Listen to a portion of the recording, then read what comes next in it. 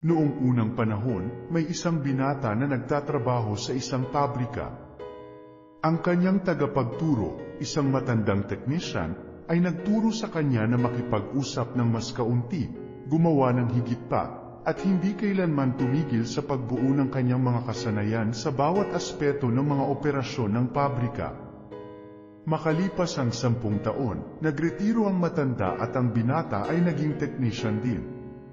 Patuloy niyang ginawa ang kanyang trabaho ng may dedikasyon at sipag ang mga itinuro sa kanya.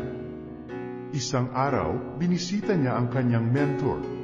Nakita ng matanda na tila hindi ito masaya at tinanong kung ano ang bumabagabag sa kanya.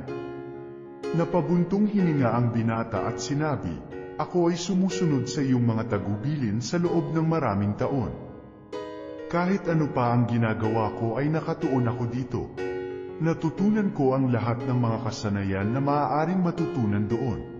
Ang hindi ko maintindihan ay ang mga tao na walang karanasan o kakayahan ay lahat ay na-promote, habang ako ay ganun pa rin tulad ng dati noong ako ay iyong apprentice." Tanong ng matanda, "Alam mo ba na hindi ka maaaring mawala at kailangan ka sa factory?"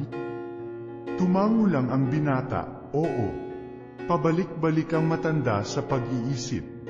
Maya-maya pa ay sinabi niya sa binata, "Kailangan mong humiling ng isang araw na day off gamit ang anumang dahilan na gusto mo. Panahon na para bigyan mo ang iyong sarili ng pahinga." Nagulat ang binata sa payo na ito, ngunit habang iniisip niya ito, mas may katuturan ito. Nagpasalamat siya sa kanyang guro at mabilis na umalis upang gumawa ng day off request.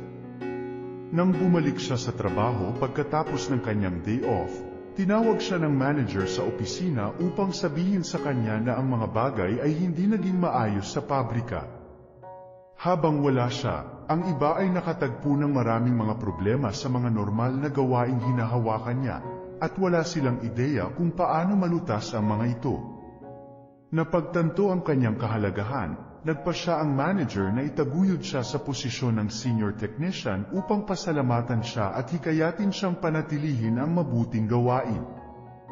Nagpasalamat ang binata sa karunungan ng kanyang mentor. Tiyak na naisip niya na ito ang sikreto ng tagumpay. Mula noon, tuwing nararamdaman ng binata na mas karapat-dapat siya sa kanyang nakukuha, isang araw siyang nagpapahinga. Pagbalik niya kinabukasan, bumuti ang sitwasyon. Ang pattern na ito ay nagpatuloy sa loob ng ilang buwan. Isang araw, nalaman ng binata na hinarang siya sa pagpasok sa pabrika. Laking gulat niya nang malaman niyang tinanggal na siya sa kanyang trabaho. Hindi siya makapaniwala dito. Hindi niya alam kung ano pa ang gagawin. Bumalik siya upang makita ang kanyang mentor upang subukang malaman kung paano nangyari ang mga bagay na ito. "Bakit ako nawala ng trabaho?" Tanong niya na may pagmamataas. "Hindi ba't ginawa ko ang lahat ayon sa itinuro mo?" "Sa totoo lang, hindi mo ginawa dahil kalahati lang ng aral ang narinig mo." Umiling ang matanda. Alam mo na walang sinuman ang nagbibigay ng anumang pansin sa isang ilaw na palaging naka-on. Napapansin lamang ang kahalagahan nito kapag patay ang ilaw. Sabik kang umalis bago marinig ang isa pang kalahating bahagi sa aral? Ano ang isa pang kalahating bahagi sa aral? Dahan-dahan nagsalita ang mentor para ipaliwanag ang kanyang punto. Mas mahalaga kaysa sa una na maunawaan na kung ang isang ilaw ay madalas na namamatay, darating ang panahon ito ay papalitan ng isang ilaw na mas maaasahan. Sino ang nais ng isang ilaw na hindi mo maaasahan na magbigay ng palagi ang ilaw? Nakikita mo, sa buhay mo, may mga kaibigan at kapamilya ka ba na hindi mo pinapansin, at lagi silang nandyan para sa iyo? Ano ang mangyayari kung isang araw ay wala na sila? Huwag maghintay sa naturang araw upang biglang mapagtanto mo kung gaano sila kahalaga. Magpasalamat ngayon sa magandang kapalaran na makasama sila sa buhay mo.